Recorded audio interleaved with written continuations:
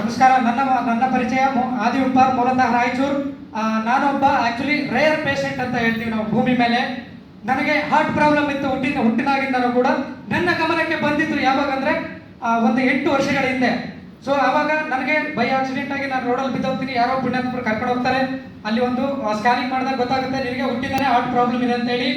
So ಆ ಟೈಮಲ್ಲಿ ನನಗೆ ಡಾಕ್ಟರ್ ಸಜೆಸ್ಟ್ ಮಾಡ್ತಾರೆ, ಒಂದು ಫೇಸ್ ಮೇಕರ್ ಅನ್ನ ನಾವು ಪ್ಲಾನ್ ಕೊಡುವಾಗ ಹೇಳ್ತೀವಿ, ಆ ಫೇಸ್ ಮೇಕರ್ ಅನ್ನ ಬಳಸ್ಕೊಂಡು ನಿನ್ನ ಜೀವನನ ನೀನು ಕಳಿಬೇಕಾಗುತ್ತೆ ಅಂತ. ಸೊ ಅವಾಗ ನಾನು ಒಪ್ಪಲ್ಲ, ಸತ್ರೆ ಸಾಯ್ತೀನಿ, ಬದುಕಿದ್ರೆ ಖುಷಿಯಾಗಿ ಬದುಕಿನ ಅಂತ ಹೇಳಿ ಡಿಸೈಡ್ ಮಾಡ್ತೀನಿ. ಸೊ ಅದಾದ್ಮೇಲೆ ಕೇವಲ ಒಂದು 5 ತಿಂಗಳಿಂದ ನನಗೆ ಈ ಬಯೋಡೋರಿಯಂ ಸಿಗುತ್ತೆ. ಸೊ ಅದಾದ ನಂತರ ನನಗೆ 17 ದಿನಗಳಲ್ಲಿ ನನ್ನ ಹಾರ್ಟ್ ಬೀಟ್ ಬಂದು 50 ಇರುವಂತದ್ದು 57 ಆಯ್ತು. ತದನಂತರ 2 ತಿಂಗಳ ನಂತರ ಚೆಕ್ ಮಾಡಿದ್ರೆ ನನ್ನ ಹಾರ್ಟ್ ಬೀಟು ನಾರ್ಮಲ್ ಮನುಷ್ಯನ ಒಂದು ಹಾರ್ಟ್ ಬೀಟ್ ಏನಿರುತ್ತೋ 77 ಇದೆ ನನ್ನ ಹಾರ್ಟ್ ಬೀಟು.